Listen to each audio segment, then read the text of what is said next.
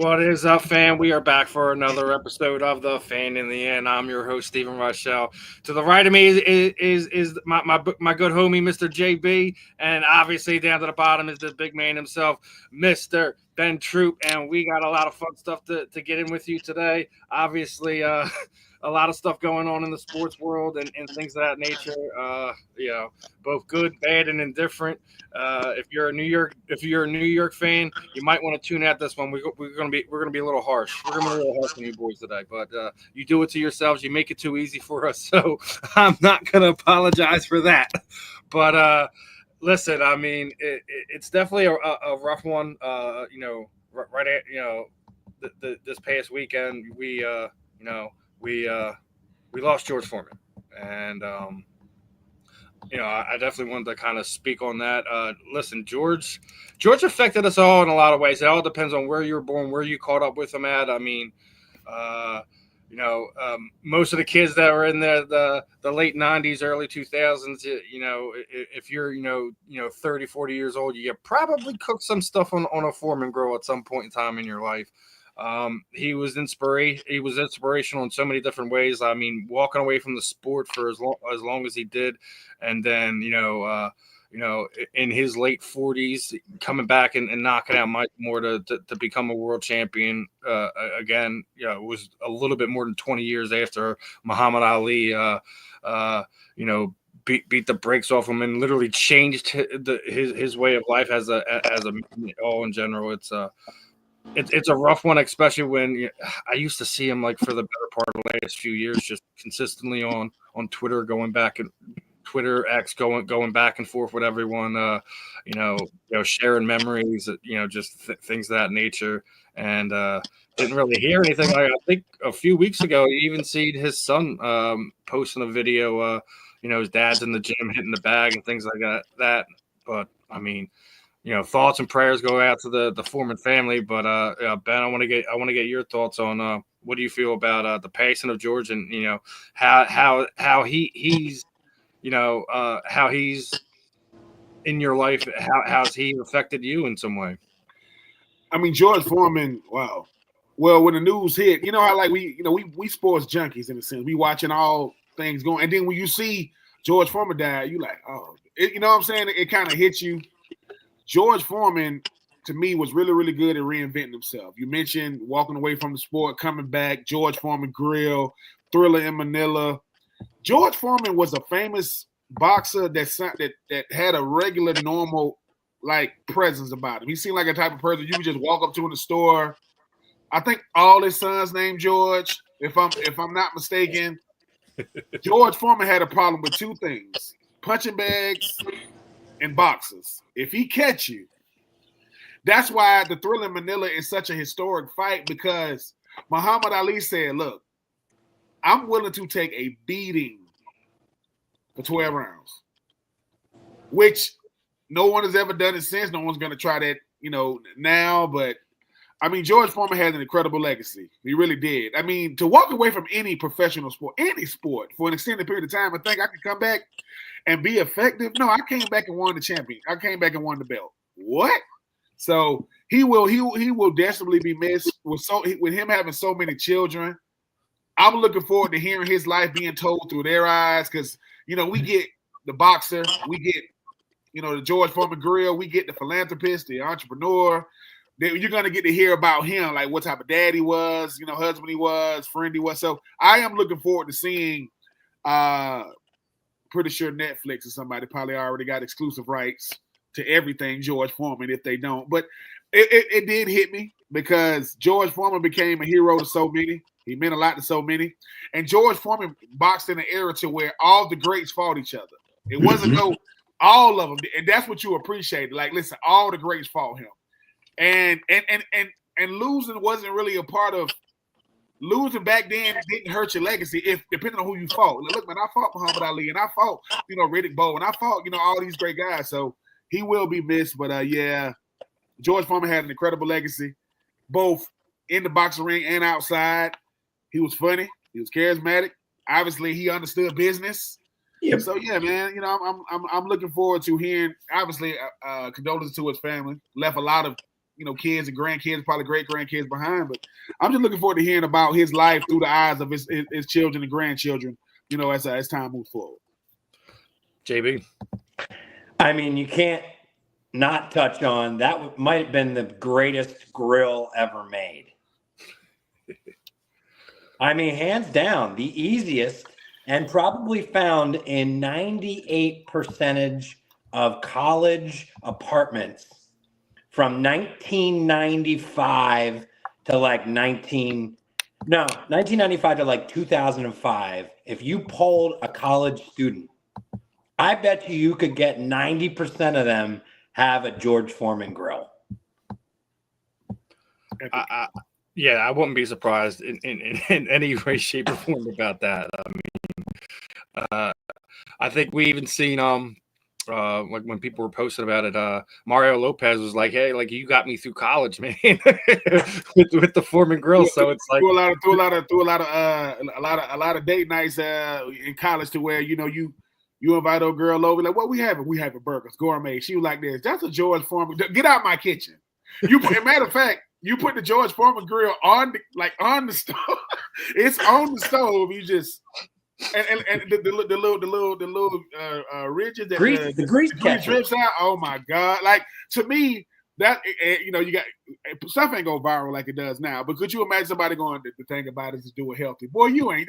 And then you go to somebody's house and they got the big one. Like, wait, they got a big one, bro. Like, and you looking at you like, dude, y'all, you be like, but y'all got money though, because that thing. Ben, think about if TikTok. Think about if TikTok was around for George Foreman, right? That dude would have slanged more Temu grills than anybody on the face of the planet. He said Temu grills. I love that. the George Foreman Temu version. Oh my! I mean, and not only would it have made him more popular, people are like, hey, yo, George, man, listen, I got mine for $2.50, but it worked. Now I got to buy one every 2 or 3 months, but it does work. I appreciate it. Oh man. Well, at least we're starting out. Listen, outside of the grill, outside of the Michael Moore fight, my first big real memory of him was his wars with Evander Holyfield. He put himself on the map on even when he wasn't fighting, when he used to sit there with Jim Lampley and do the show box fights and call it, he had so many different layers to him, man. He was his own unique onion, so to speak. So he's going to be missed. Like Ben was saying, I'm looking forward to seeing, some HBO series, Netflix series, something like that. And on, outside of the movie we seen a few years ago, that was done about his life. So I'm looking forward to it for all of it. And yeah, definitely looking forward to seeing how his kids and daughters speak of him. But let's get into any of his kids fighters. I don't think so. I thought his daughter was trying to for some point in time, but I don't.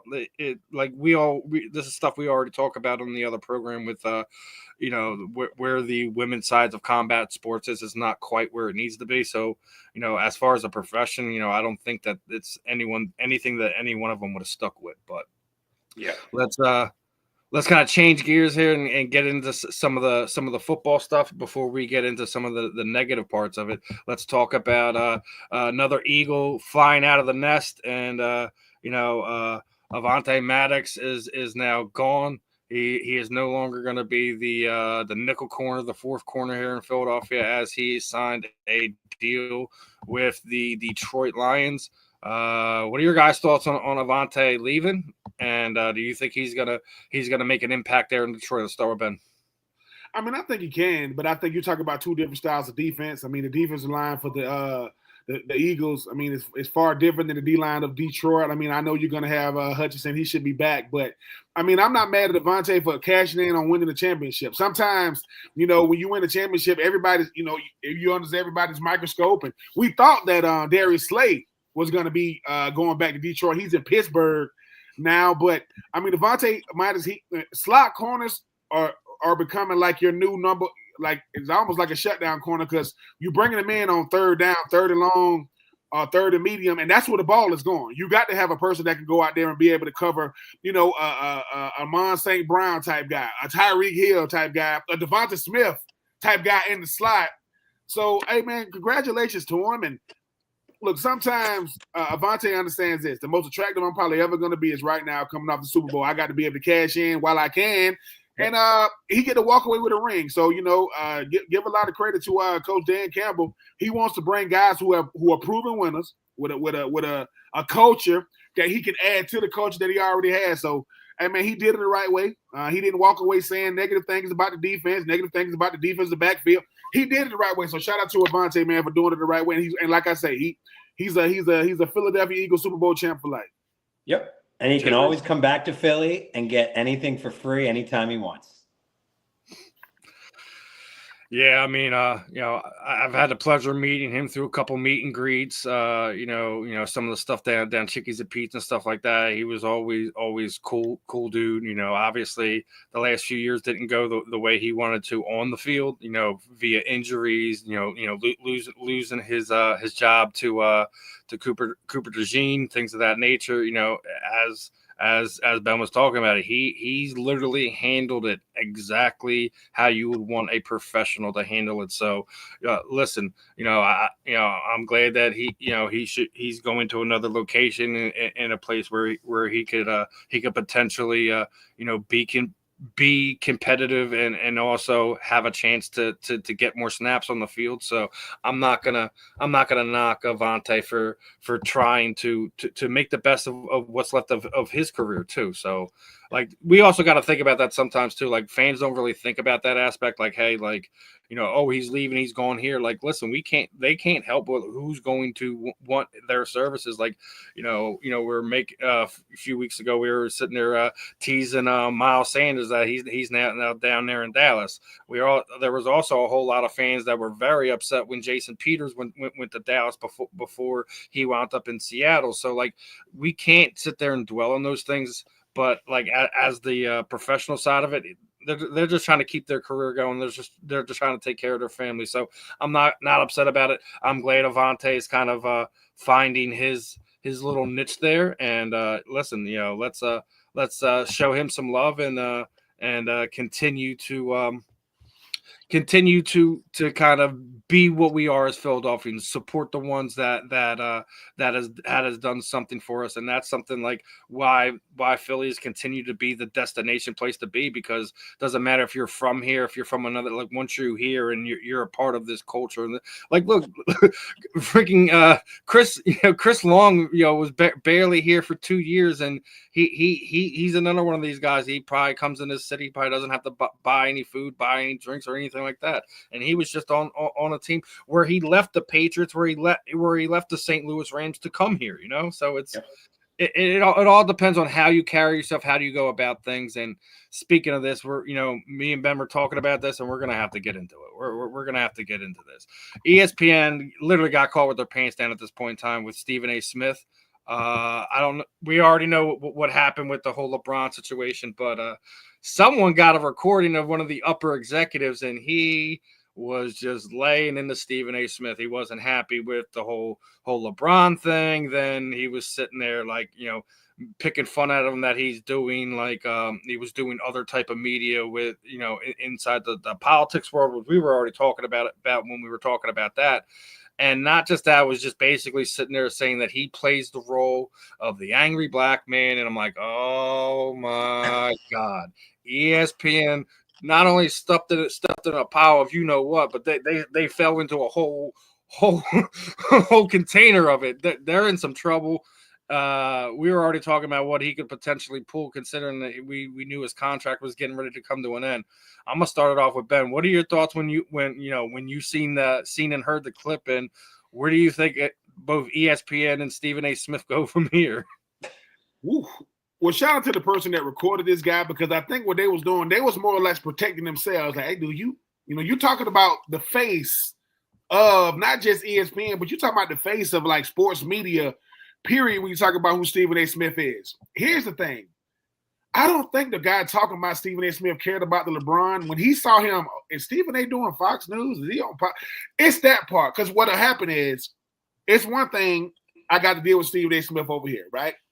The angry black man thing is the easiest insult to use because in your mind, low hanging fruit. It is. I mean, angry black men don't make millions of dollars on national TV. Being the number one sports media analyst. But here's the thing: it just shows you how polarizing Stephen A. Smith is because he's polarizing throughout that whole building, and he's doing his own podcast. He goes on politics to show I'm not just a sports guy. Like I'm still like a part of this world, and But it's the fact that if I'm this guy, there's a certain level of jealousy and envy because I thought that being a producer at ESPN, I would get to go and do other stuff like that, but I'm still behind the scenes. Stephen A. I said, well, dude, he's a face for a reason. Like, I'm pretty sure that, Beyonce's bodyguard is just as important as she is. Problem is, he don't sing and dance. He's the bodyguard, right? So for Stephen A. sat back, nigga, Stephen A. got a gift. He was already negotiating. I'm pretty sure he's still doing it if he hasn't already signed his deal. But if you are that producer and you walk in and you get to work on Monday or whenever, and the big boss goes, dude, what are you doing? What do you mean what am I doing? You was talking about Stephen. I wasn't talking about Stephen A. You think you sure?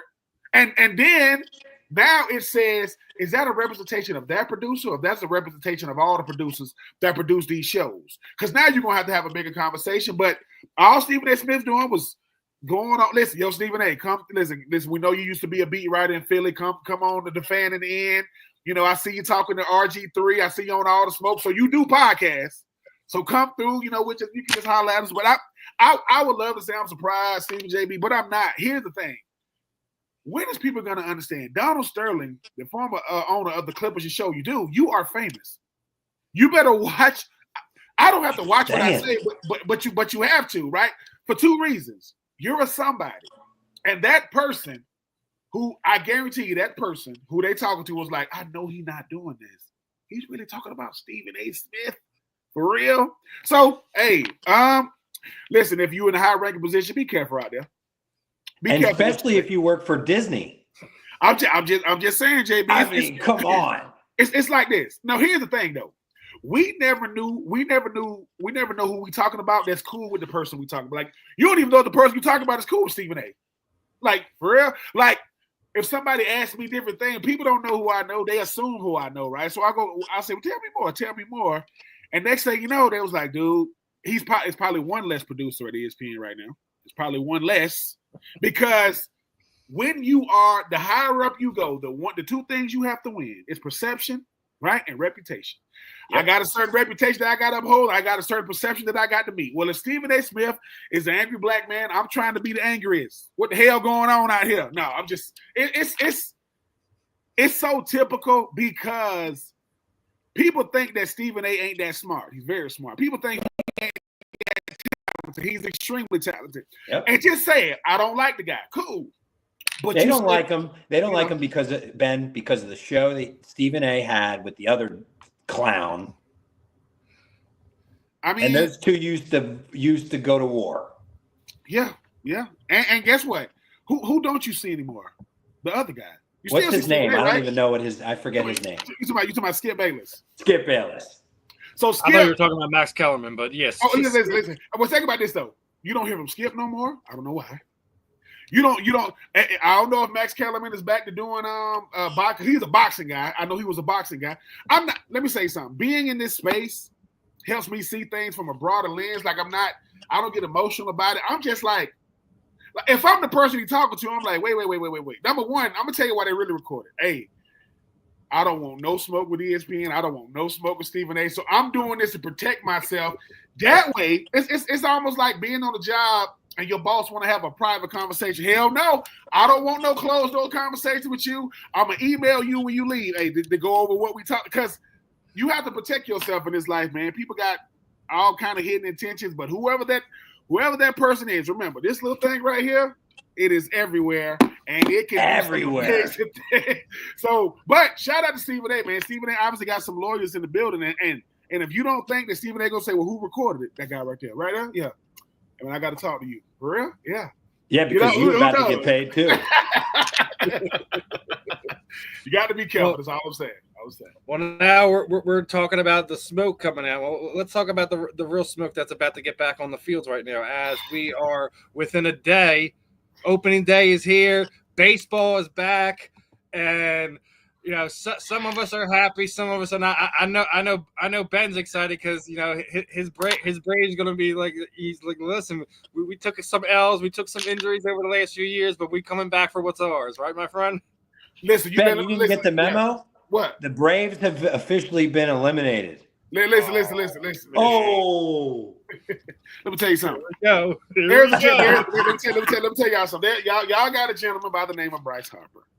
He talks a lot.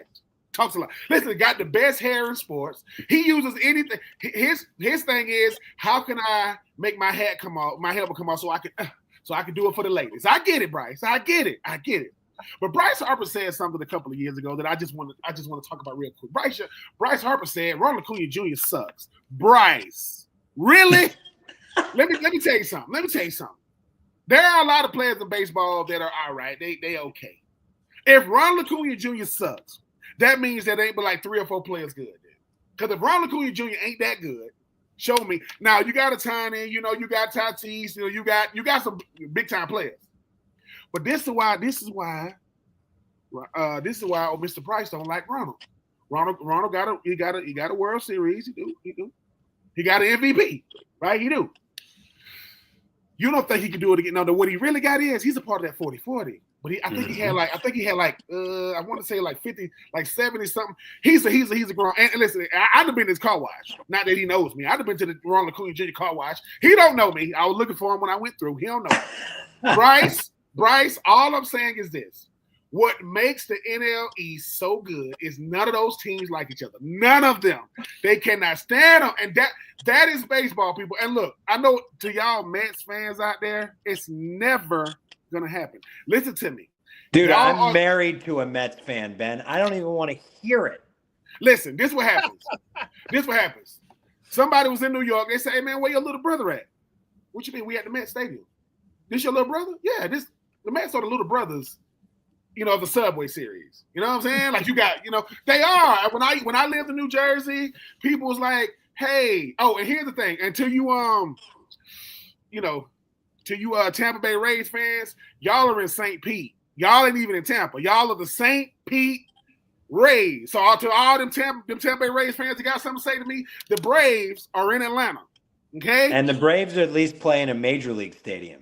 Listen. I'm just saying. I mean, I drive all the way to Tampa. Think about it. The Yankees are right across the street from the Bucs Stadium. So let me get this straight. The Yankees play in Tampa and the Rays don't. So no, the Rays now play at the Yankee Stadium. Well, congratulations. It took y'all 3,700 years. Anyway, look, and let me tell you this about baseball though. If your team ain't good, please stop tweeting me.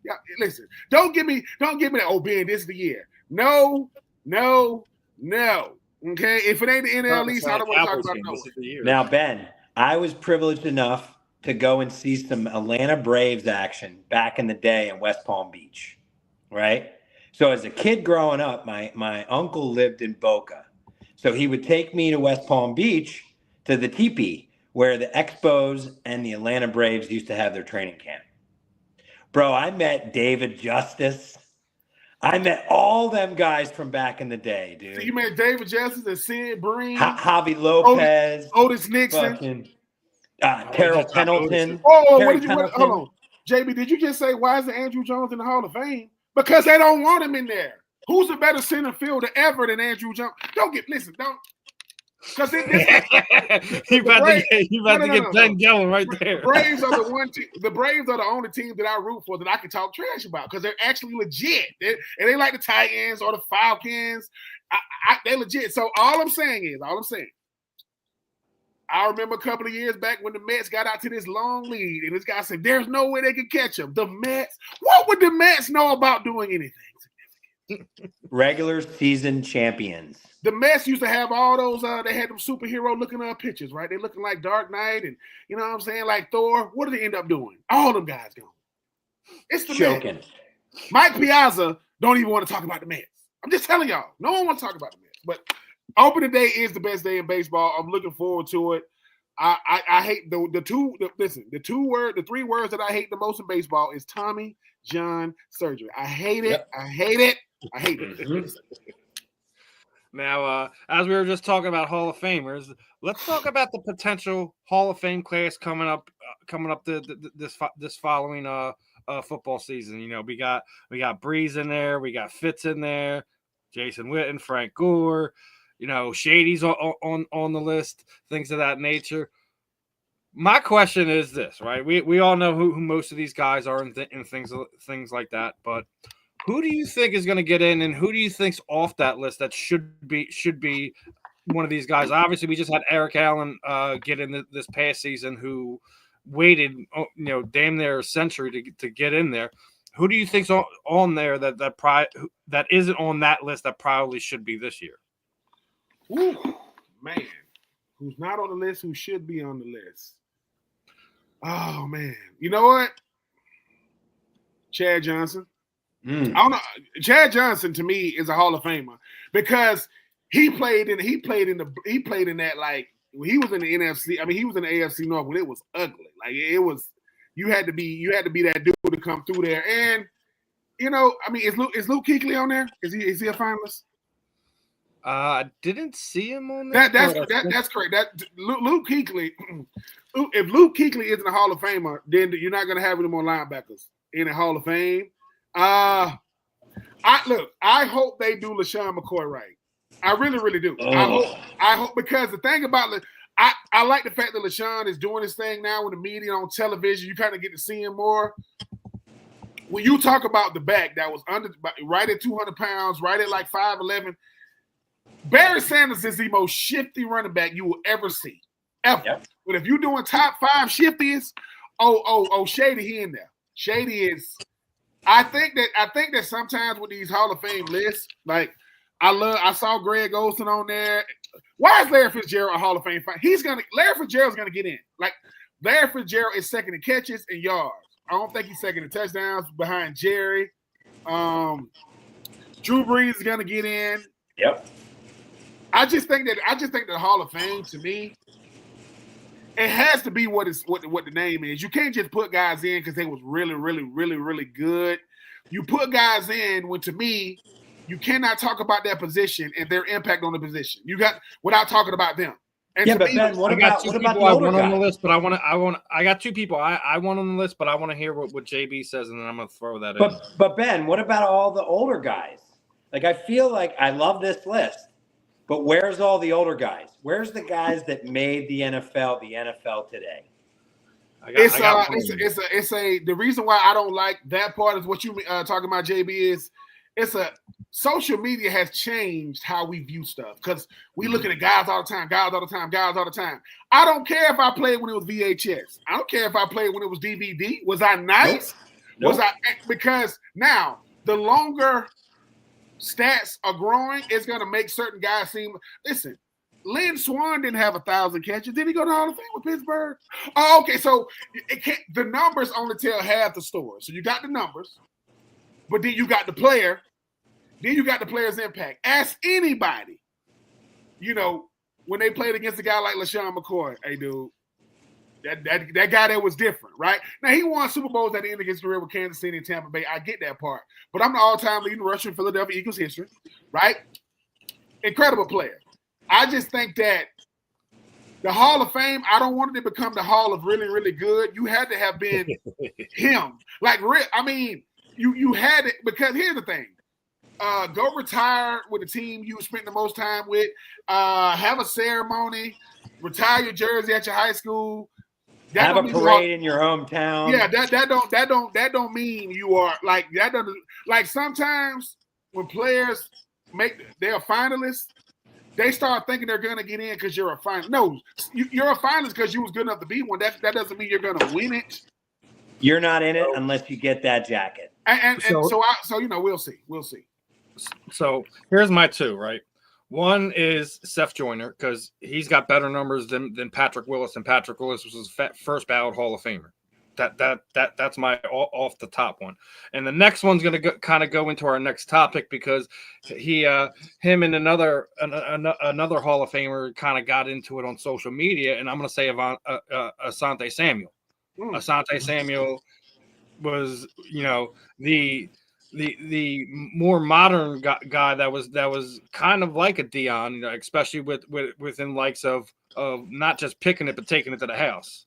Yep. I mean, and then he was on those Patriots teams that were very dominant, and he got not only have good numbers in the regular season, but he also put in there into the playoffs is one of the more clutch guys when it came to that. So I feel him, Avante trying to make his own case for himself, but he kind of got into it with Dion on social media this week. So let's kind of pull up that comparison real fast.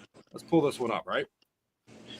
Dion is obviously Dion. We're not going to argue that he shouldn't be on there, but when you're looking at some of this stuff side by side, someone tell me why Asante Samuel isn't there right now. This what I'll say. He wasn't flashy like Dion. Yeah, classy. Like, did you just say that? I did say that. I will say that. I will say this. Asante Samuel to me is what I be talking about when I say you got some guys that did some stuff, man. They were incredible football players. This is what I will say. When you saw those Patriot teams, when you saw those Patriot defenses, Asante Samuel would not be the first name jump out at you. I'm gonna show you what I mean. Back in the day, if I say, hey man, when you used to watch Pittsburgh with Mike Tomlin, who stood out on defense? Troy Polamalu. Yep. His name would jump out like that. It's like that. It's listen, I want Asante to go at, but here's what's gonna hurt Asante. Here's what's gonna hurt him.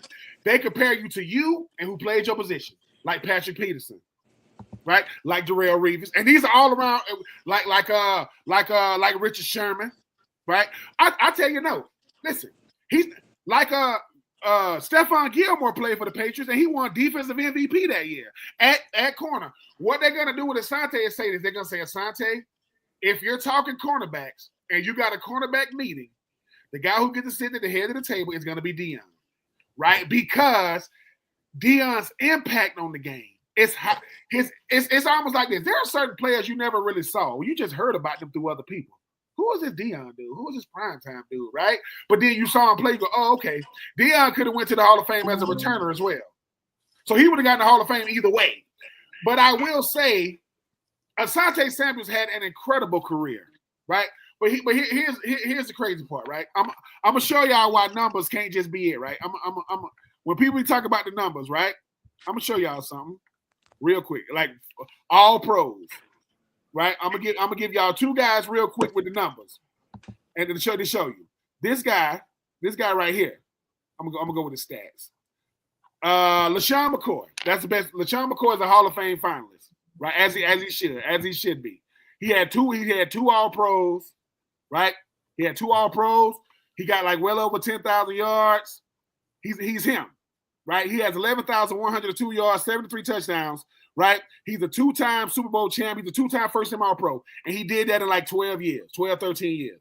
I'm going to show y'all why it can't, like two All Pros, which means he was the best player considered in the world that year. This guy right here he played from, I'm going to give it to you. He's 30 years old. He played 15, 16, 17, 18, 19, 20. He played for 6 years. In 6 years, remember I just said LaShawn McCoy had 80-some touchdowns. In 6 years, this dude has two first-team All-Pros, NFL Offensive Player of the Year, a second-team All-Pro, a three-time Pro Bowler. He has 6,082. He has 67 touchdowns and 12 receiver touchdowns. That's Ty Gurley. Ty Gurley did that in 6 years. So when I tell you, I love Asante Samuel, but you got to pick your battles. If you want to be seen for what you've done, you can't go at Dion and do it. Why? Because here's the thing. If somebody say, and it's not to do this, if people say it's one name recognition, Darrelle Reeves, Hall of Famer. Richard Sherman, Hall of Famer. Patrick Peterson, Hall of Famer. Asante Samuel. And it's not that he's not. It's a hesitation there because you're saying when I think of the Teddy Bruschi led defenses and Willie McGinnis and Mike Vrabel, right? And and Ty Law, who's in the Hall of Fame. I just think that for Asante, I want him to beat his drama saying, man, I did this, right? But you don't got to come at other people to get people to look at you. Because here's the thing. Certainly should be coming at listen, if Brock Purdy had won a Super Bowl against Kansas City, he would be a Super Bowl champ. Is anybody going to think Brock Purdy is even the second best player on his team, third best player? He's probably the 10th. Because you got George Kittle, right? You had C-Mac, right? You had Brandon Ayuk, right? You had Debo, and Fred Warner and Trent Williams and the fullback. The list goes on, and then you go, and that quarterback was Brock. That's what Asante was really, really, really, he was phenomenal. That don't mean you're a Hall of Famer. And you know why that's not the case is certain guys listen, you know who's a player who's good enough to be a Hall of Famer and nobody's going to talk about him? Anquan Bolden. Go look at his numbers. Just go look at him. Yeah, I was just talking to my son about Anquan Bolden too, because he was Larry Fitzgerald's wingman, and he used to burn defenses like there was no tomorrow. I mean, if you want to talk like a similar comparison, look at he's basically Devontae Smith is basically just a skinnier version of him. Yeah, that's who I would compare him to when I'm just looking at him. Well, here's the thing about Anquan Bolden. That once again, people talk about these stats, right? Dude, Anquan Bolden's very first game in the NFL. Now here's his numbers. Anquan Bolden, for his career, he has 1,076 catches for 13,779 yards and 82 touchdowns, right? His very first game as a pro was against the Detroit Lions. He got drafted in 2003. He had 200 receiving yards. That's how he got introduced to the league. And all I'm saying is, what hurts players the most is who played in your era, right? And who's the people's choice. That's how voting goes. If you are more popular, they will pick you. Megatron, Calvin Johnson, was a first ballot Hall of Famer, wasn't no question. And he also played for a team that went 0-16. Yep. He played for a team that lost every game, and he's a Hall of Famer. So for me, once again, if we start doing the Hall of Very Good, we're going to have 37 buildings. Because people are going to be coming in. It's supposed to be hard to get in. It's supposed to be prestigious. Look, we live in a world where Barry Bonds isn't in the Hall of Fame. Man, I'm just saying. No, Mark McGwire isn't in the Hall of Fame. No. Don't bring Mark into this. Listen, Barry Bonds before he did what he did. Yeah. You talk to players. Like I think I seen the thing. Chipper Jones was basically like he's the best player ever. Period. Like you have to remember how much that dude used to get walks. He would get 4 strikes a series, yes. Not a game. 4 strikes a series, and every one of them would be in McCovey Cove. Yep. Listen, Chipper Jones said, look, we played. He said he did a story where he said we played Barry Bonds, and he said we were going to walk him. We're going to walk him every time he came up. He said that whole series is like a 3-game series. He says we gave him 4 pitches that whole series, and he walked it off for 3 games. We gave one, boom, gone, boom. He said Barry Bonds put the fear of God in pitches because there's nothing you can do. And he goes, and Barry Bonds understood like what you're trying to do to him. He said, look, he had 2 Hall of Fame careers. He had pre-juice and post-juice. He was him. It's just that, and I'm gonna say this, and I know it's an unpopular opinion. And I know may he rest in peace. The MLB should have forgave Pete Rose and put him in. You could have forgave him, man. Like, what are we doing? Like, really? Like, I cannot stand dude, people make mistakes. He spent his whole life publicly scrutinized. Yep. I mean, hey, and Ty Cobb, and if you really want to be honest, Ty Cobb's in. Listen, we live in That's a world. That's your Georgia boy right there. We live in a world where Barry Bonds isn't in. Andrew Jones isn't in. You know why? We should have been beat writers because that's who get the vote. I'm a part of the baseball. I think that absolutely has to change. Major League Baseball needs to do a severe overhaul of how they go about selecting Hall of Famers. I think it should be the Hall of Famers that do it, not writers. Writers hold too. Listen, some journalists, some writers hold too many grudges because this person didn't do this and they didn't like how they approached that. And listen, that anything outside of what they did on the field should have no weight on how you voting. That whole thing needs to change that from top to bottom. You know why MLB has a bunch of problems? They have the worst commissioner of all commissioners. Yep. Robert Manfred is the worst. If you drive by a store and it's called the worst, just walk in. That's Robert Manfred's office. He's not going to do anything to look. I get it. The beat writers, I don't know how the beat writers get to have a vote. But if you got to see the beat writers' votes is like the college football playoff voting when they had 4 teams. You don't know how they get to it. I'm like, baseball is a sport. You could just look at what he did. What did he do when he played? That's Hall of Famer type stuff. But and listen, hopefully before we leave this earth, hopefully before Jesus come back, Barry Bonds will be in the Hall of Fame. Because if juicing was a part of it, and it was, right? Is A-Rod in the Hall of Fame? Bro, look, Sosa and McGuire. If we want to be honest, Sosa and McGuire saved baseball. So after the strike, right, they got all the fans interested in baseball again. Now that we're on this topic, I want to kind of switch it in a way because seen some comments made, seen some podcasts come out this week, and Devontae Smith was basically putting it out there that he is, and at least in his opinion, the best college wide receiver ever. Now, obviously, I got love for Devontae. Don't get me wrong, but I think it's a little early for him to say that. Obviously, his college career is over, so he can have that discussion. But I'm going to get Ben's thought first, and then we'll go to JB. But I don't think he's the best ever, but he's definitely in that group that should be considered. I love when players come out and say what they feel, publicly, right? But the thing about opinions, they are not facts. They are not. They can be very, very strong. Devonta, I love you, right? I wouldn't even say you was the greatest Alabama receiver, right? Because numbers only tell half the story, right? Devonta, you think he was better than Julio? Devonta, you think he was better than Amari Cooper, right? You think he was better in college than Michael Crabtree? Go look at what Michael Crabtree did in 2 years. And just 2. You think he was better than Larry Fitzgerald? Look, I think sometimes when it comes to these players, right, they live in a right now era, a microwave type era. Really, really quick. I love Devonta for saying this, right? But Devonta, you know who was supposed to be the first Heisman? Not the first Heisman. You know who was supposed to win the Heisman at receiver? His name is Peter Warrick. He went to Florida State. He was supposed to win it. P-Dub was out of this. I'm a Florida guy going to bat for a Florida State guy. Look, I tell you what, this is what Devonta's really doing. You see how Asante Samuel is going to Deion? People love debates, boy. Woo, they love going back and forth, right? We have to do our history of college wide receivers and really start looking at some of these guys did some incredible things. And these are just, Torrey Holt was incredible at NC State. It's too many guys to really name, but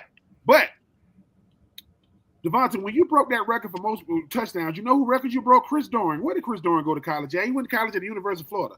Well, the University of Florida had guys like Jaquez Green and Riedel Anthony, right? You know what I'm saying? They had too many. Percy Harvin. Look. You think you better than Santana Moss and Andre Johnson and Reggie Wayne? And guess what? Andre Johnson, Santana Moss, and Reggie Wayne were the starting receivers in 2000. How would I know? I played against them my freshman year in the Sugar Bowl. You know how that game ended, right? I'm just saying. I just think that sometimes, right, it's not people's fault. It's really not. It's nobody's fault, right? But Devonta, you were not better than Jamar Chase at LSU, man. Like what? I'm going right now era too, but I love him saying that, but that don't make it true. Like I say, there are worlds where people think that people say all kind of crazy stuff, and people actually go to bat with it. Like there are people in the MLB that say things like Ronald Acuna Jr. stinks, and people listen to him. Like what? Ronald Acuna. So there are people in the world that think that Jalen Hurts still isn't that good, or is not a top 5 quarterback on the same team with him. Like what?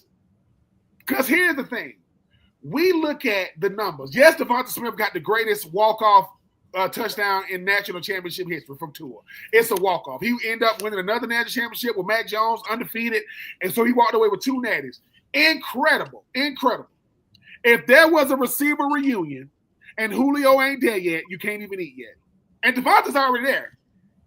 Why we can't eat? Man, Julio ain't here yet. I'm just saying, I love these players, love their confidence. But come on, JB. Come on, Steve. When Devonta said, what are your thoughts on this, JB? Obviously, we bleed green here. We're not going to sit there and act like we don't. But like, what is your thought on this too? I think that he's not the best. Ben brought up some valuable points. There was dudes in that same class that are way better than him. So I think he needs to just, step it back a bit. This world that we live in with the social media and the keyboarding, anybody can jump on a post and say anything, even if it's true or not. So I think I disagree with his statement. Okay. You think Devonta Smith was better than Calvin Johnson at Georgia Tech? No. Look, listen. Once again, I get it. The numbers this and the numbers that, the numbers this and the numbers that, and the numbers this and the numbers that, right? I get it. At one point, Karl Malone had the second most points in NBA history. I get it. I get the numbers part. But here's the thing. Just because your numbers was better don't mean you was better. Right? Just because you did something I did. No, the best means I can do something that nobody else can do. Not because I've done something that most people haven't done. Can they do it? Right? So I'm just saying, when you start talking about the best college receiver ever, I had a you remember Jerry Jeudy at Alabama? Man, I'm just saying, man, we listen, it's but I will say this. I hope that these players come together and start doing these, like we got like debate shows, people just talking about it. Devonta, he won the Heisman, 2 national championships. I'm talking about him. You really think Devonta Smith was a better receiver if he just played receiver than Percy Harvin? If Percy just played receiver, man, Devonta, I love you, and look, and you can say that because of what you did. Your trophy case continues to add to it. But if we five just players that won a national championship, that won a Heisman, and has now won a Super Bowl, one of 5. I get that. I think I agree with you here. Like, the numbers don't show it all. The national championship and the Heisman Trophy isn't the ultimate trump card for him in this conversation. But like, I agree with you. There's a couple guys that might be a notch above him. I mean, isn't a receiver reward called the Blitnikoff?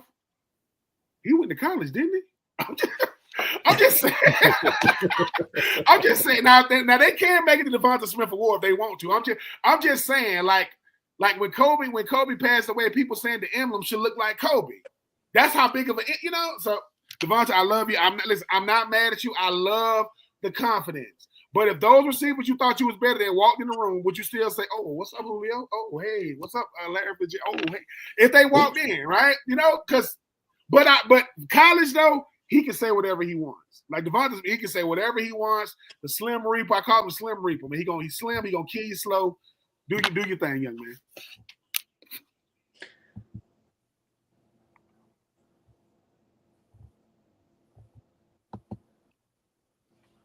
So want to go and move on to this next subject here. I know we've gotten to it and we were talking about it beforehand, but New York gets their quarterbacks. And first, let's start off with what happened at the Super Bowl, right?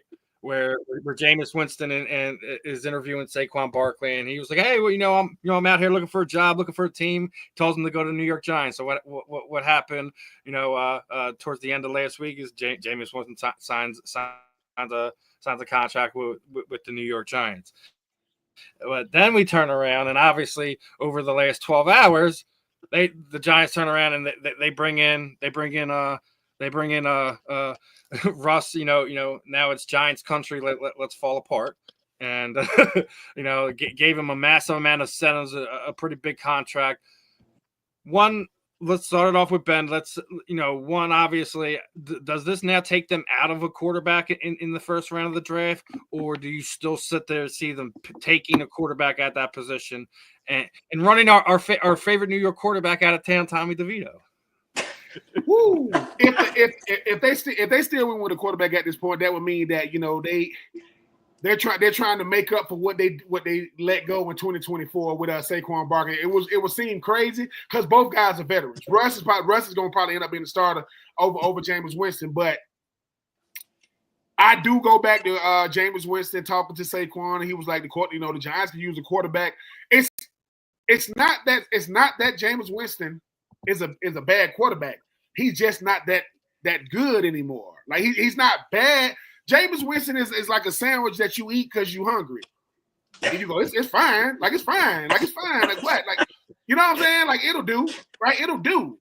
But that's not. But it's the difference between a gas station sandwich and a public. I'll say it like this. I like Jameis more as a leader than I do Russ. I'll say that. I like him more as a prankster and being on the mic. I think he's got a way better career. Well, here's the thing too, right? You don't think Jameis Winston is understanding about branding at this point? Because when you're a free agent, you get to decide where you go. Okay, well, I was in New Orleans. Right, it didn't end well. Last play of the game, I was supposed to kneel on it. I get to, just scored a touchdown. I go to Cleveland. I can really do no wrong in Cleveland. It's freaking Cleveland. I beat the Ravens. I beat Pittsburgh. I get to play in the snow. So now I'm settling in on just being a backup that gets some starter reps depending on what's happening. But I think you said it though. See, he is there for his leadership. Because sometimes I need to have a person that can settle this locker room. I need to have a person that can bring the coach. They don't really have a culture with the Giants right now. You're trying to build one. They don't really got one. So, but Russell Wilson, to me, the reason why you bring in Russ is to let Jameis know you're gonna have to win the job, and you let Russ know, hey man, y'all, we got two guys, one former number 1 overall pick, one guy that really had a Hall of Fame type career when he was with Pete Carroll with the Legion of Boom. It's just the Giants make decisions in their front office that you just scratch your head. You're like, okay, like you get it. You're right. I need a quarterback, but then when you get them, you're going, you made us wait for that. That's what that. Okay, and you should have kept everybody but them. I mean, it's the National Football League is one that it's like this. I think they do it for two reasons. Russell Wilson was on a lot of people's radar. Like people thought he was going to, they thought he was going with the Raiders with Pete Carroll. They thought he was going to Seattle, right? He ends up, but now, Justin Fields moving into his house. He hear Russ go, "What's up, Justin? Man, what the hell are you doing here?" I play for the Giants now, and then you hear somebody go, "You who the hell is that?" They all live in the same neighborhood. You know what I'm saying? They have to. It's a reputation perception stuff, but because it's the Giants now and not the Giants, I saw with Eli Manning and Justin Tuck and Jason Pierre-Paul and Plexico Burress. Will you let go of Saquon Barkley? Whatever you do at this point is going to be questionable, no matter what it is, because Saquon Barkley if Saquon Barkley don't have a media company, Saquon Barkley media company should be called Really, because that's what he said when they let him go. Hey, man, we're gonna let you free agency. Really? It should be really down 95. Listen, really down 95 media company. Brought by Saquon Barkley. I'm gonna give my 2 cents on the overall of this. Russell Wilson hasn't been the same quarterback since he bullied Pete Carroll to letting him have it his way. First and foremost, wasn't that great in Denver. Really wasn't that great in Pittsburgh. Obviously when he was hurt at the beginning of the season, I thought Justin Fields was running that team a whole lot better than give it back to Russ. And then you see what happened down that they literally, I think they were 10-2 at one point in time, and they finished with 11 wins out of the last 5 weeks of the season. They almost look like how the Eagles the previous year looked towards the end of the season.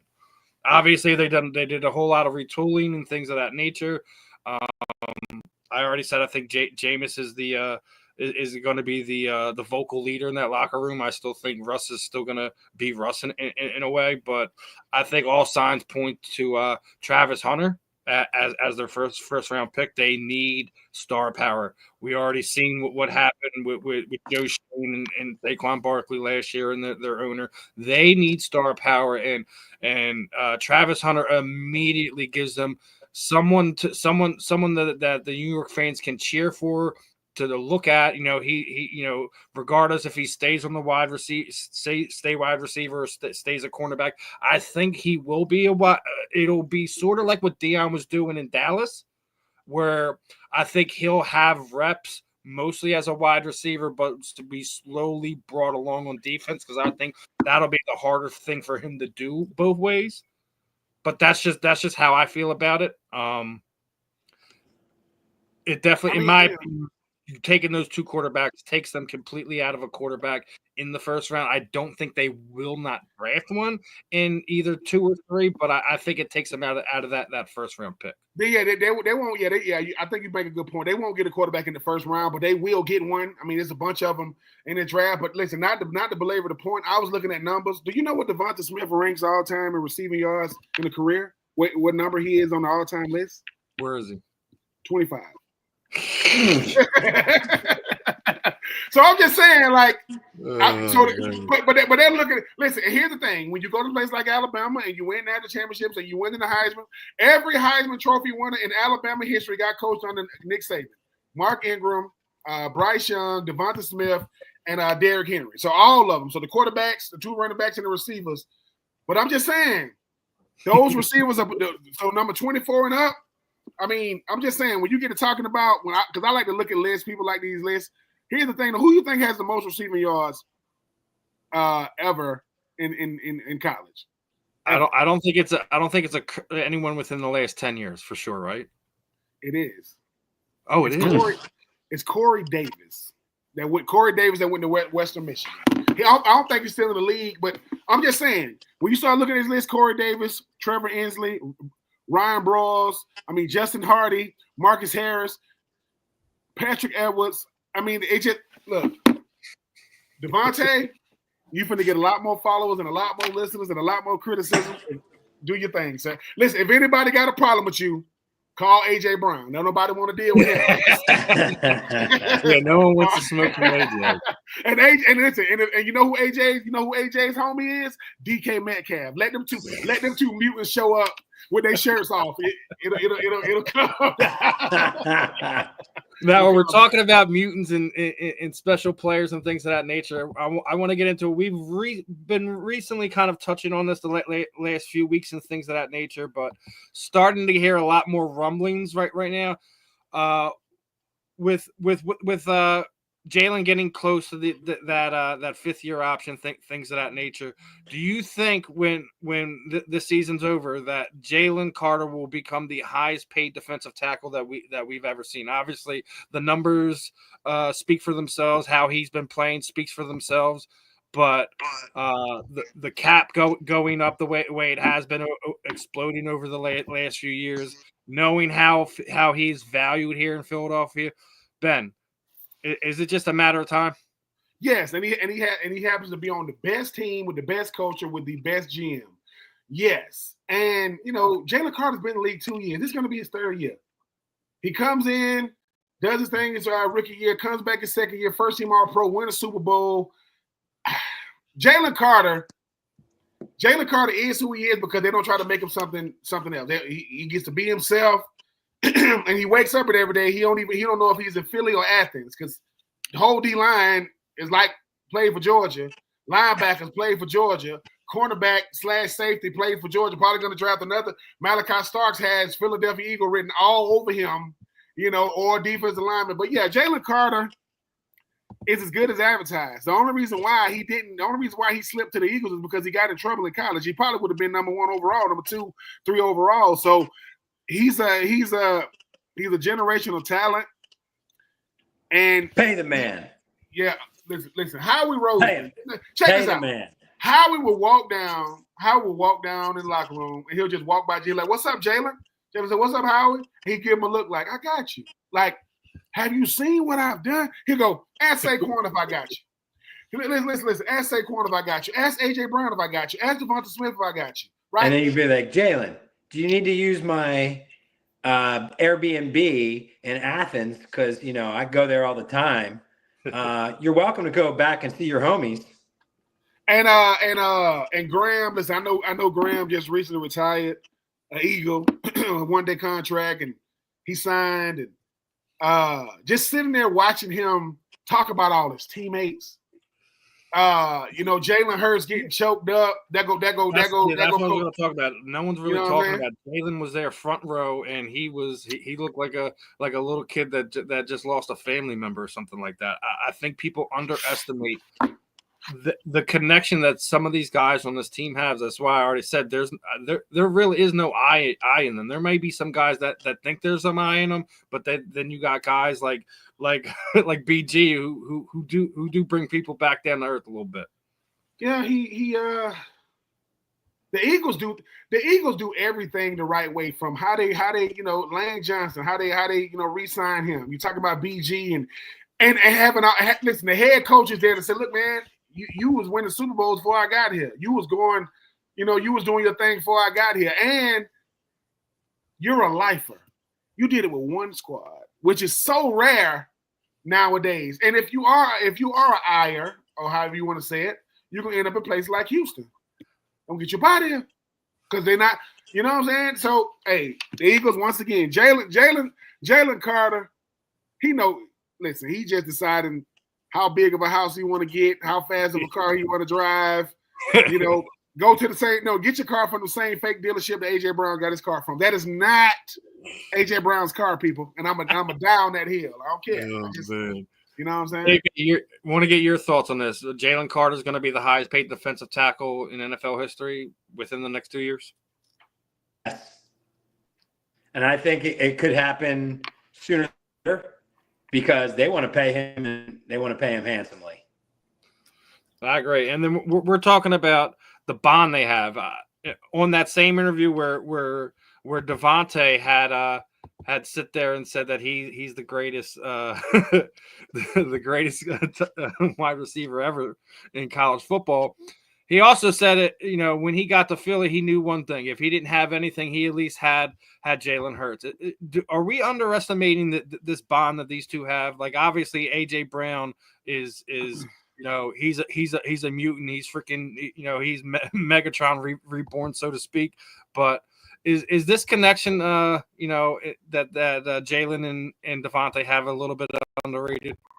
It's very, very, very, very much underrated, because I think when we get to talk about professional sports, people need to go back and see how great of a bond, Isaiah Thomas had with Magic Johnson. They was on the opposing team. They were best friends, right? Sometimes we get introduced to each other through football, through sport, through media, through entertainment. And Jalen is telling Devontae, listen, man, this city is grimy, man. This city is gritty. You got to have thick skin to play for the Eagles, right? No one has to have the thickest skin. The thickest skin in Philly has to be the head coach, and it has to be Jalen. And I'm talking about Jalen Hurts so far. Devontae to say that, number one, he's saying it to the public, because these are things that sometimes you don't want people to know, because we will use anything for clickbait, for media. But Devontae is saying, look, man, I want y'all to know what this man means to me. I want y'all to know that we are friends that play football. So we would go back and see him crying, winning that Super Bowl, and Jalen hugging him. Listen, what gets you through life, what gets you through football is a private conversation. When your partner pull you to the side and say, listen, well, I know you're dealing with something, and I'm with you, right? I'm here. I'm with you, right? So that touchdown that he threw, think about this. Jalen coming to that huddle saying, if we get one single save, I'm letting it go to Devontae. That thing hung in the air, touchdown. And it's like, that's Devontae Smith saying, I'm in this Super Bowl. I'm not just on this team. I made an impact in the Super Bowl. So yeah, I appreciate that. I had teammates like that, man. Teammates like Aaron Kinney, former tight end of the University of Florida, got drafted 5 years before I got to the Titans. Guys like Bo Scaife and Greg Gunther and Jamie Petrowski and Ben Hall, you know what I'm saying? And Dan Fels. You have teammates that become like your brothers, which means, dude, you know what make me tick. You know why I play this game. You know what I'm saying? And, hey, man, once again, another reason why the Eagles are the Eagles. I guarantee you ask Nolan Smith or you talking about Carter, or you talking about, you know what I'm saying, all them guys, Kobe Dean and those guys. Ask them, hey, man, the hardest thing about college is going to the pros and you don't know nobody. Well, these are my teammates. They really know me. Now we win the Super Duper Bowl. So, yeah, man. Shout out to the Eagles again. I mean, once again, if you thought you had a shot, now they actually love each other. God dang it. JB, what do you got on this one, JB? Do you feel that bond is a little bit underestimated? Well, I mean, the thing is, I think he has that bond with everybody. I don't think it's just him. I think genuinely Jalen loves everybody on his team. I don't care if it's the employees that help on the sidelines. I don't care if it's, the water boy. He treats everybody with such respect that they're enamored by him because of the class act that Jalen Hurts is. That's what it comes down to. And he's married, ladies. He's off the market, ladies. Wrap. Now this is something that we've been noticing this trend here. Obviously, the Eagles are really 4 players away from reassembling the Georgia Bowl championship defense. We have Jalen Carter, we have Jordan Davis.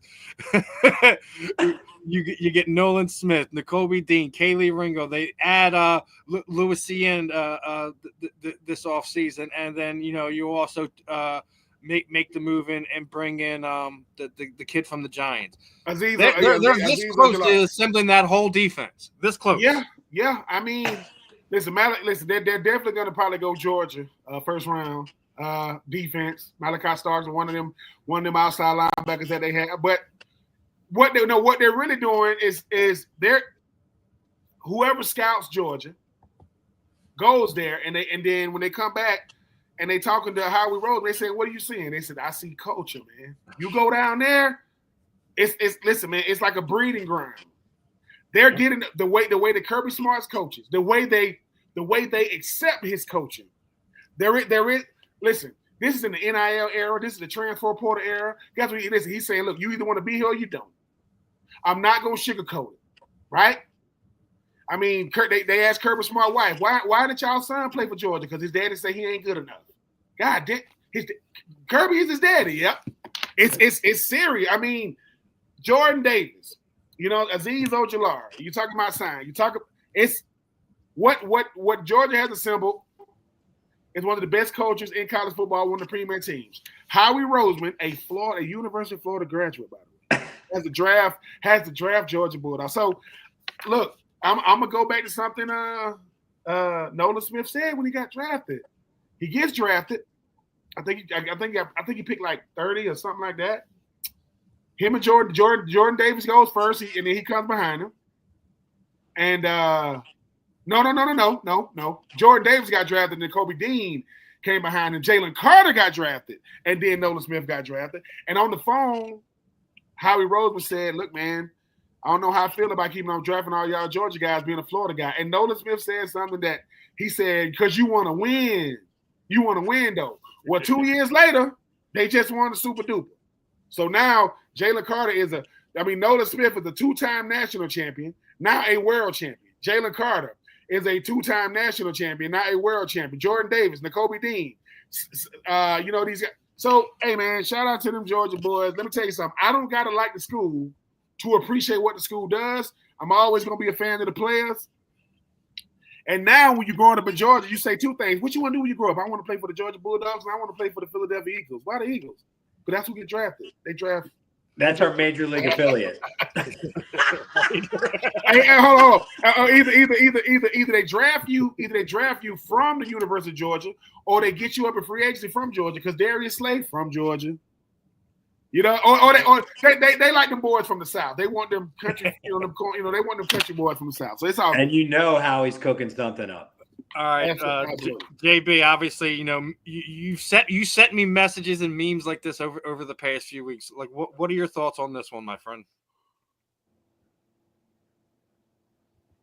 So on which one? I'm sorry, I thought you were sending a picture. that not only that we're this close to it, that you think that we're going to continue to pluck from Georgia. I think they could get 2 more guys this draft. You know what I mean? And then it's just not fair anymore. They might as well. The Georgia guys need to just train in Philly in the offseason. That way you get used to the city a little bit.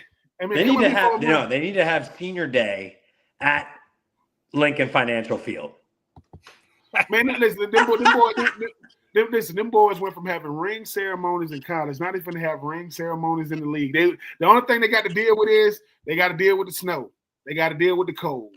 You know what I'm saying? But if you've ever seen Nolan Smith play football, the boy don't even wear gloves. I want to see, does anybody have footage of Carter eating a cheesesteak? I want to see how big a cheesesteak looks in his hands. No, listen, Jalen Carter, listen, Nolan Smith, N'Kobe Dean, Jordan Davis, y'all come on the fan in, man. Come on at us, baby. We just want to, you know what I'm saying? Devontae, come on over here. Listen, Devontae, you the number one receiver they ever play in college. Come on. Come through. Come on. So as we're moving along here, I know Ben's getting excited. 1 month. 1 month to the aforementioned NFL draft. I want to get your take. Do you feel now it's a done deal? Cam Ward is going to be a Tennessee Titan. He's going to be the number 1 overall pick. Yes, because of what I just seen him do at his pro day, talking to the head coach, Coach Callahan. Rand Carthon, former GM of the Titans, actually interviewed, Cam Ward at his pro day. I mean, look, Cam Ward has the most passing touchdowns in FBF history, right? So I just think that, the only quarterback I think right now you got on your roster is Will Levis. That's unacceptable. That is unacceptable. Having Will Levis as the only quarterback on your roster is equivalent to having, Russell Wilson and Jameis Winston as your starters. Oh, that's right. There is a team that has that. So I think that Cam Ward is this. Cam Ward is experienced, right? Cam Ward can play the game. He's an elite at improvising. You just have to live with his mistakes. He's going to, as all quarterbacks do. But it's the mistakes that you make, right? He can have very limited mistakes like a Jalen Hurts, or he can have a lot of mistakes like Brett Favre. Now, you kind of hope he's in the middle. You don't want him to be, you kind of hope he's in the middle, right? But I just think that spent most of his career at Washington State, went over to Miami, went 10-2, was Heisman Trophy finalist, he's somewhere shooting a video right now with Shedeur Sanders. They do everything together. Okay. But no, I think he solidified himself as the number 1 overall pick. Love Abdul Carter, love Shedeur Sanders, love Travis Hunter, but you win with quarterback play. I don't care how good your team is. If you ain't got an elite quarterback, you're not gonna win it. Yeah, but if you're Cam Ward, though, are you going to Cleveland? If you Cam Ward, you hope to God you don't go to Cleveland. Listen to me. This is the truth. Listen. You remember Johnny Manziel? Right? Johnny Football took the world by storm. He got drafted by Cleveland. Do you know how many years he made it in the league? People don't even remember this. He was in the league 2 years. That's it. 2. He ran himself out because he didn't take the other side seriously. We even sit there. He did a podcast a few weeks ago, or at some point in time in the past year, where he was talking about that Brian Hoyer absolutely destroying him in the quarterback room because he didn't know this, he didn't know that, which he absolutely should have been destroying him that way. And he was like, oh well, because he was the kid and Hoyer was the veteran, he was expecting the mentor. Brian Hoyer was trying to compete for a job. He wasn't trying to mentor anybody. And mentorship, though, even with that, Stephen, though, that word is so convoluted. Mentoring can't be what you want it to be. It's if someone's gonna get look, I can say, yeah, man, I get mentored by Stephen, and if I wanted, I wouldn't do this. But people say, Ben, you gonna get in the t-shirt business? No. Why? Because I know JB. Like, if I want to do it, I'm a partner with JB. I'm a partner with JB to do it. Why? Because mentoring to me is 2 things. It's a transference of wisdom and it shortens the learning curve. That's it. That's all it does.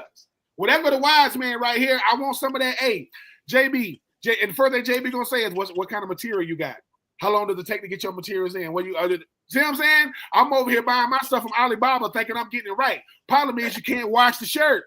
You can't wash it now. What you gotta do? You put it in some water and put it on a clothesline. What's a clothesline? So I think for Johnny Manziel expected something out of Brian Hoyer that Brian Hoyer did not.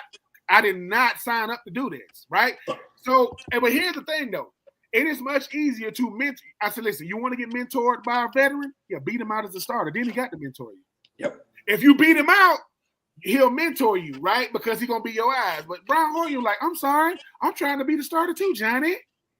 So if So I'm Ben, like, where is the number one headed? Cleveland?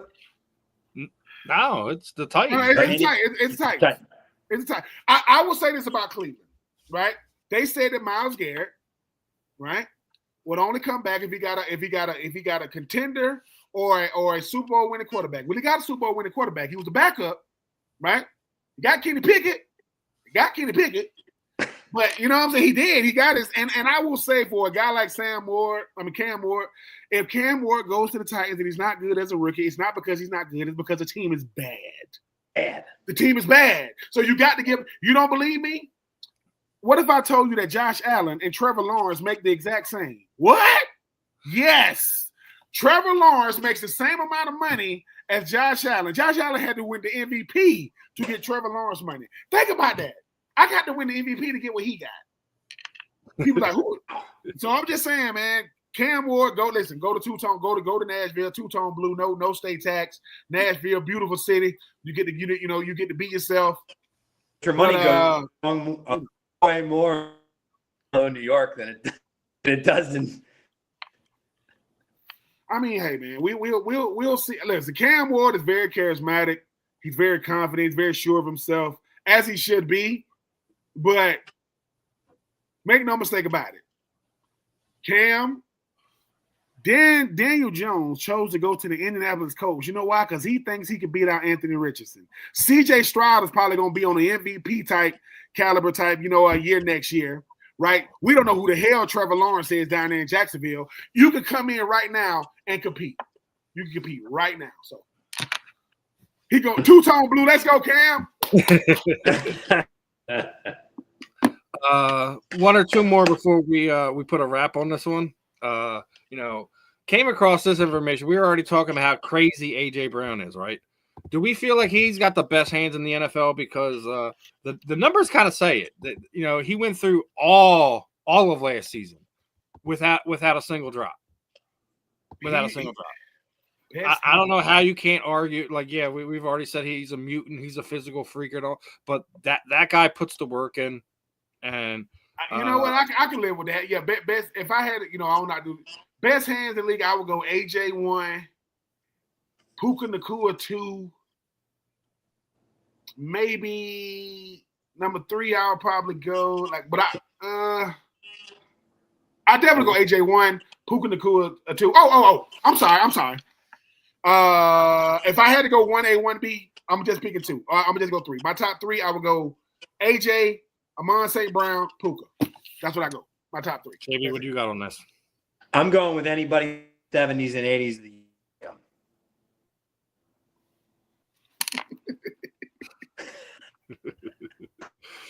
Now, as we're on, now Ben, you know about Stickum. Obviously, those dudes used to spray their hands with Stickum, which was legal, right?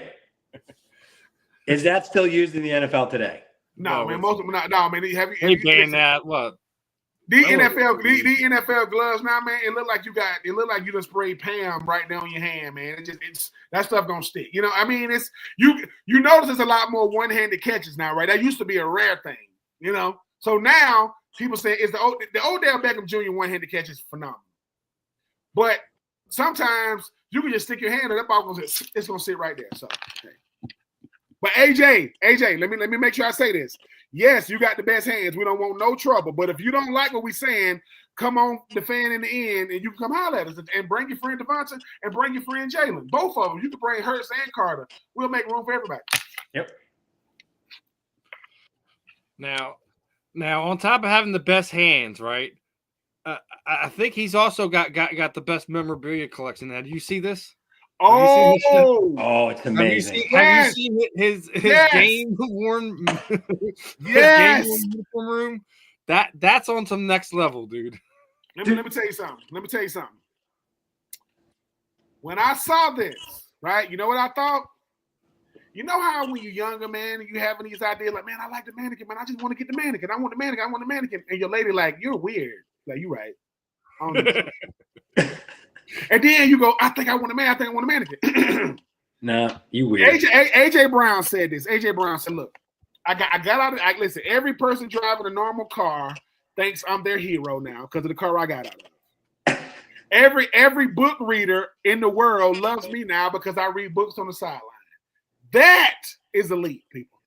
Because listen, that's the new thing. It used to be, do you got a man cave? Do you got a man cave? Do you got a man cave? Now is show me your mannequin room. Show me your mannequin room. You got room. And here's the thing.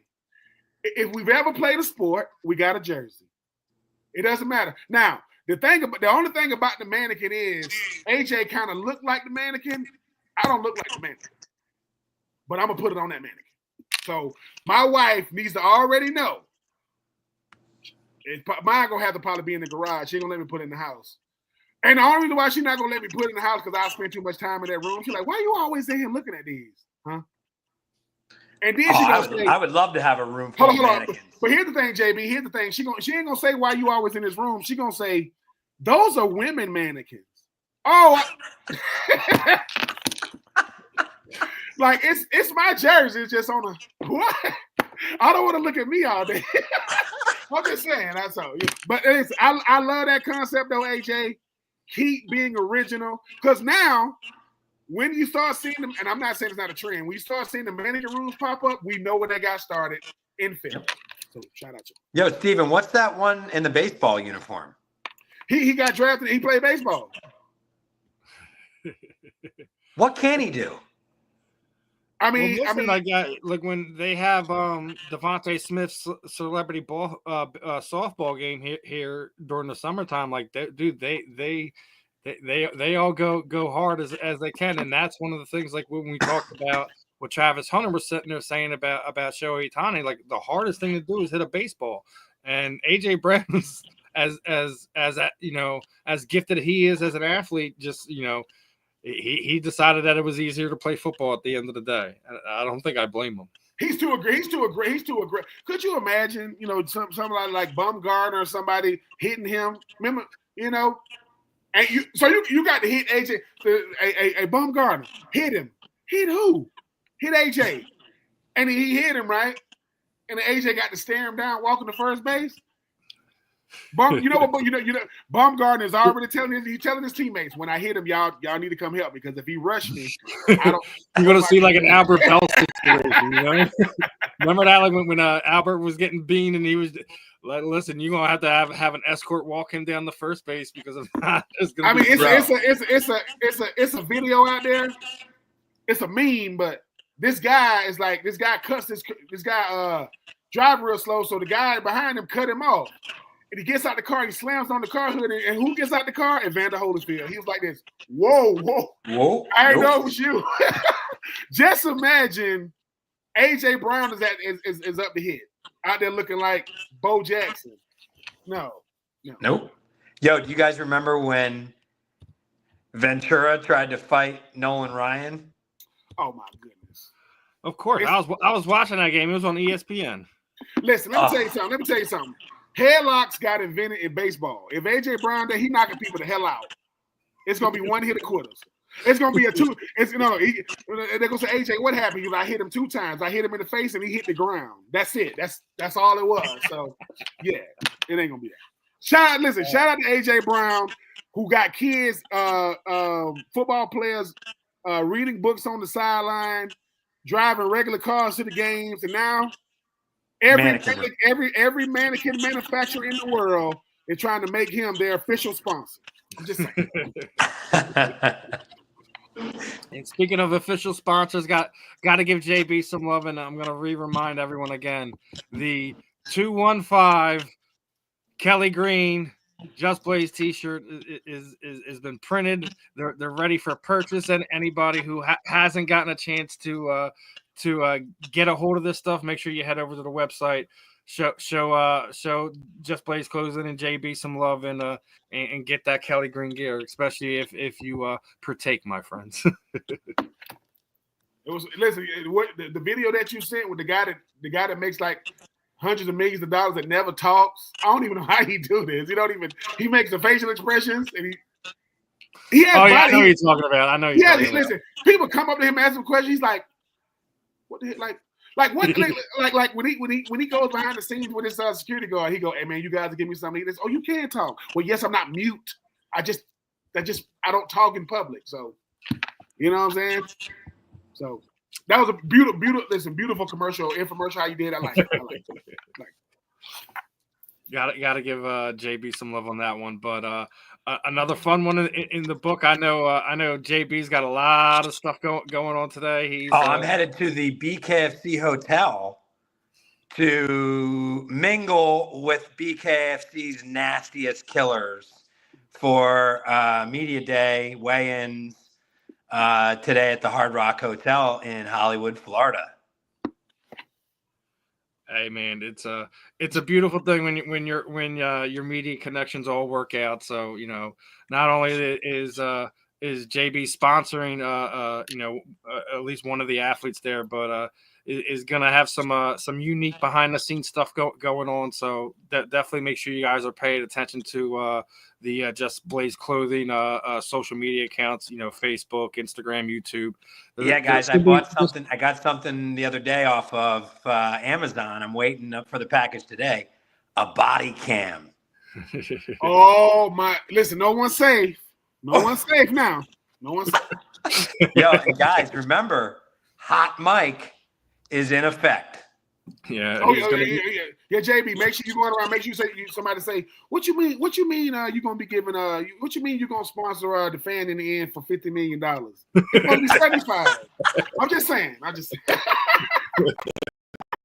I mean, it'd be nice. It'd be nice. We a lot of the nonsense would be taken off of all of our shoulders. But I mean, I'm hoping we get there at some point. That's kind of Ben. I'm just hoping that I finally get to meet Conor McGregor. Hold on. Listen. We do his little walk. He do his little walk, right? He got his little walk, right? And listen. Tell him and say, go up to him and say, Conor, you know what you ain't done yet? What? You ain't sponsored the podcast, baby. What's up? And he'll say, I can't do his accent. He'll say, let me tell you something. I can't do his accent. But Conor McGregor is him. You know what I'm saying? Didn't he play on the movie to where somebody's a bouncer and he's the remake of Roadhouse. Roadhouse, yep. He was jacked up.